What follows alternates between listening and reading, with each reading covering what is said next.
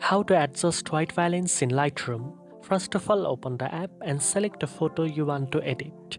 Tap on Edit, then scroll to the Color section where you will find White Balance control. You can adjust temperature to make your photo warmer, more yellow or cooler, more blue, and tint to add green or magenta tones to correct color cast. You can also use the Auto White Balance feature for a quick correction or manually adjust sliders to match the lighting conditions and achieve the desired effect. Proper white balance ensures that your whites appear truly white and colors look accurate whether your photos was taken in sunlight, shade, or artificial lighting.